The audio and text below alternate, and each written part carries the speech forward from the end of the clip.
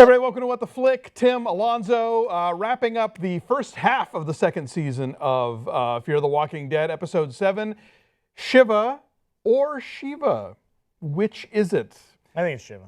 I think it might be Shiva. Shiva is the Hebrew rite of mourning, but Shiva is the Hindu god of transformation, Something like that. or maybe destroyer. I don't know. You can make this stretch for that. Yeah, I think it kind of goes either way. And it never even occurred to me that those 5 letters spelled 2 different words. So, you know, but they're both kind of death related. So, you know, it all works.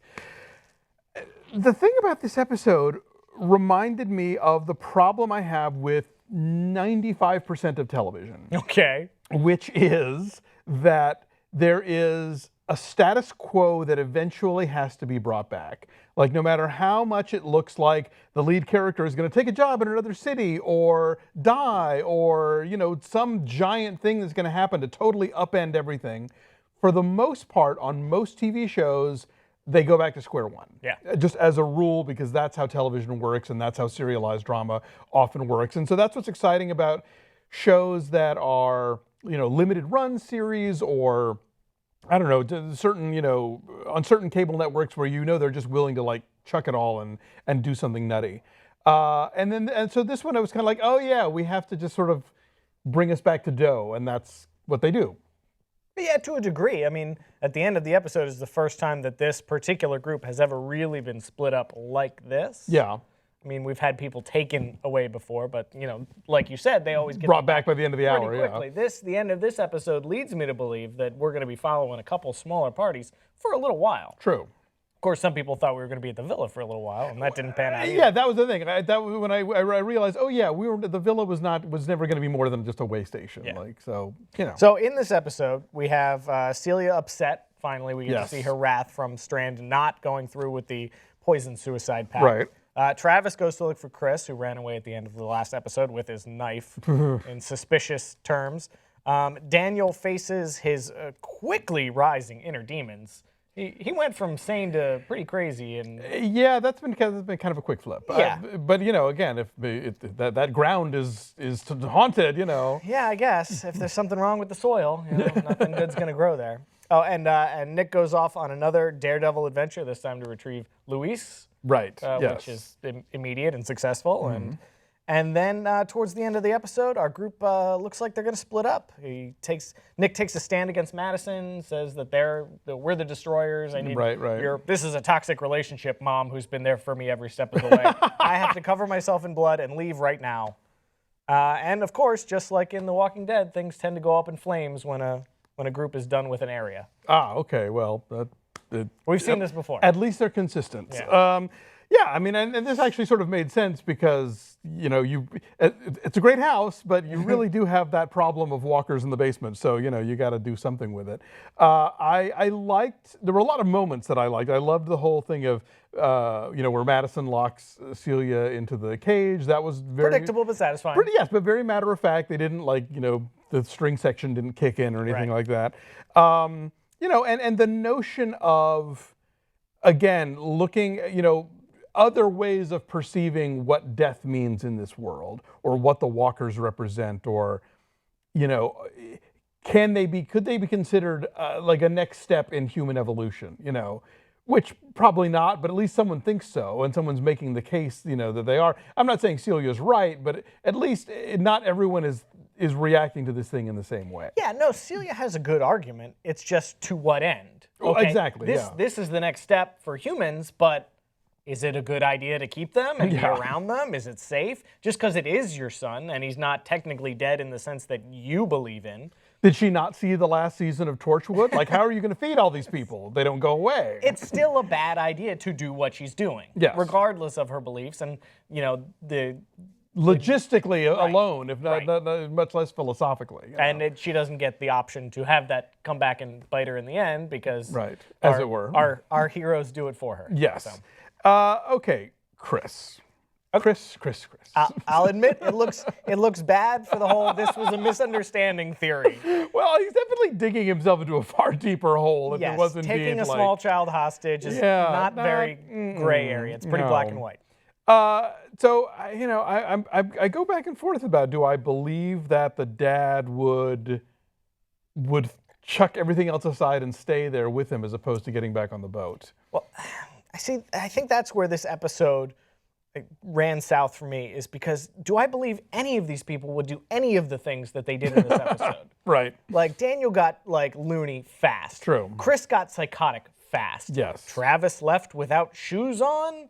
Nick drank Celia's Kool-Aid without question and completely abandoned his family. Like, what are these people doing? Literally, what are they doing? There is something like if somebody told me this was originally, all the stuff that happened in this episode was supposed to take place over, say, 2 or 3 episodes with explanations along the way thrown in, and then someone's like, no, it's got to be the season finale, just get it all in there. Which is weird because this season is twice as long as last season. They should have plenty of time to explore these themes. Yeah. But they all seem rushed, and it makes the performances disingenuous then. It's like, okay, so Strand and Madison are best friends now. That was weird. Yeah. Strand doesn't care about Nick anymore. That's kind of weird. I mean, I think because you've got a cast this strong, they're selling each moment as it comes up. So contextually, the scenes make sense. But then, but if you pull back and think about the longer arc, you're right. It's bananas. Yeah. So one can only hope they can regroup a bit, and I'm assuming we're back on the boat again, and hey, we're on the water, right? But then meanwhile, back at the charred remains of the estate, is that how this goes? I mean, I guess. I mean, it seems as though we'll follow Nick, we'll follow Travis and Chris, and we'll follow Strand and the ladies. Right. Like, so we'll have those kind of Game of Thrones-esque, parallel storylines. I don't know how they'll balance that. The Walking Dead does a fairly decent job of keeping up with several groups at once. Okay. They may focus more on Nick for a while. Maybe we'll get a Nick episode and then a Chris episode and then a Strand episode. I don't know how it's going to go. I just had a question, but it is... I kept hoping that we were going to finally get our Daniel episode. I mean, this was sort of a Daniel episode. Yeah, and I mean, at least we know he's the kid and not the strangler. In the flashback, that we learned that much. Yeah. But I still think there's a lot more to be unpacked there. That they're still kind of just. Well, that leads the question. Like, you don't know this trope on The Walking Dead, but if you don't see a person die, they're not dead. And we didn't see Daniel die. We didn't see Celia die. We saw her get locked in there, but then scanning the room with all those walkers. Yeah, no, she doesn't pop up. She doesn't pop up. I was noticing that, for sure. So, I mean, in part, that's Daniel's psychosis because he starts to see them as real people and not walkers anymore. Right. And his dead wife, obviously. Clearly, he's not a trustworthy narrator. Yeah. But was Celia there? Was she being eaten? Did she die? Or will we see her again? Well, and you've already pointed out before that we've had people that these guys have left behind that will suddenly become like, I'm going to go! And so I think we can add her to that list if she is indeed a survivor of all this. Yeah, I mean, in a way, Nick's right. They are leaving a path of destruction behind them. People that are, who are dead or destroyed because of their influence. Well, there was already a path of destruction. Yeah, I mean, come on. I'm just saying they're not helping people. They're not a helpful group. Yes, this is not like The Fugitive where he fixes people's problems before running off to the next town. They're usually just setting fires and running, Back in the boat. So what are we looking for next episode? What are we looking for? I don't know. Well, I mean, next half season. Which returns August 21st, I believe. Is that okay? Yeah. It's a while.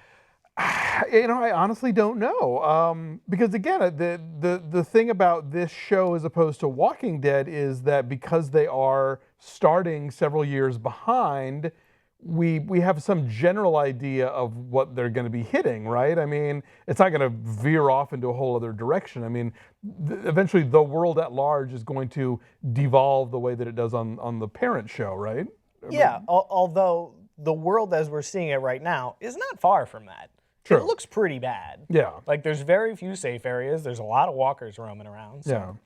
Yeah. Are they, I guess the question now is which direction do they go? Are they going to go further south and wind up in Peru or something, or Which, I mean, would seem strange for Strand to just be like, yeah, I guess we'll just keep going. He had this plan. Right. He fought to achieve it to the bitter end, and now he's got no plan. Yeah, exactly. Maybe that's why he latched onto Madison, because she's someone who comes up with plans. Right. Yeah. I mean, because certainly he was sort of like, well, that was all I had. Now I got nothing. And so and in a way that kind of liberates the show too, because this whole, from the moment they got on the boat, there was a clearly defined goal in mind, and now that's gone, so it's anybody's ballgame. Was Strand ever gonna kill himself? Was that a thought that crossed his mind at all? Or did he change his mind back from that? I want to say he changed his mind. Okay. I think that, you know, there was a moment of thinking like, oh, well, if Abigail's gone, then I got nothing to live for. There's nothing here for me anymore. And then he decided, no, maybe there is. So, you know, all right, we'll find out more when the show's back. Thank you guys for watching, and we will return when Fear the Walking Dead does. Have a good summer.